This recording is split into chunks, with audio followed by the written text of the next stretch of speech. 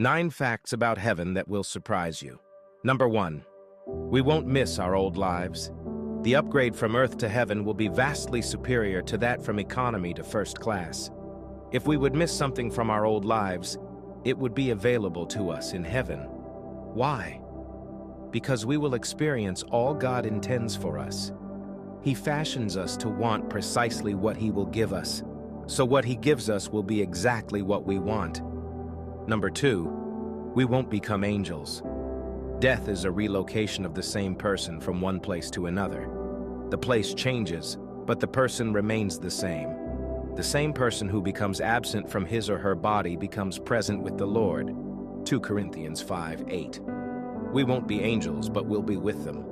Number 3, we won't be tempted. We'll never forget the ugliness of sin. Having known death and life, we who experience life will never want to go back to death. We'll never be deceived into thinking God is withholding something good from us, or that sin is in our best interests. Number 4, we will have work to do. The idea of working in heaven is foreign to many people, yet Scripture clearly teaches it. When God created Adam, He took the man and put him in the Garden of Eden to work it and take care of it. Genesis 2:15. Work was part of the original Eden. It was part of a perfect human life. Number 5, we will still experience emotions. In Scripture, God is said to enjoy, love, laugh, take delight, and rejoice, as well as be angry, happy, jealous, and glad.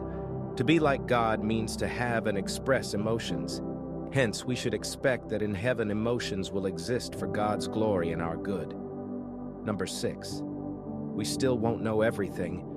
In heaven we'll be flawless, but not knowing everything isn't a flaw. It's part of being finite. Righteous angels don't know everything, and they long to know more. 1 Peter 1:12. They're flawless, but finite. We should expect to long for greater knowledge, as angels do, and we'll spend eternity gaining the greater knowledge we'll seek. Number 7, we will recognize one another. Scripture gives no indication of a memory wipe causing us not to recognize family and friends. Paul anticipated being with the Thessalonians in heaven, and it never occurred to him he wouldn't know them. In fact, if we wouldn't know our loved ones, the comfort of an afterlife reunion, taught in 1 Thessalonians 4:14-18, would be no comfort at all. In heaven, we probably won't fail to recognize an acquaintance in a crowd or forget people's names. Number 8, what will we do to avoid boredom? Note the assumption. Sin is exciting and righteousness is boring. Believing in this assumption means you've fallen for the devil's lie. In reality, sin robs us of fulfillment. Sin doesn't make life interesting, it makes life empty. When there's fulfillment, when there's beauty, when we see God as He truly is, an endless reservoir of fascination, boredom becomes impossible. In heaven we'll be filled, as Psalm 16:11 describes it, with joy and eternal pleasures. Number 9, if our loved ones are in hell, won't that spoil heaven?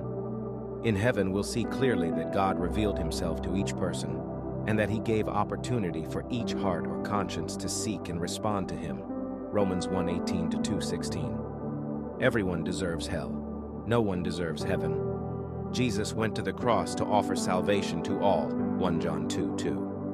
God is absolutely sovereign and doesn't desire any to perish. 1 Timothy 2:3-4, 2 Peter 3:9. Yet many will perish in their unbelief. Matthew 7:13. In heaven we'll embrace God's holiness and justice. God will be our source of joy. Hell's small and distant shadow will not interfere with God's greatness or our joy in Him. All of this should motivate us to share the gospel of Christ with family, friends, neighbors in the whole world.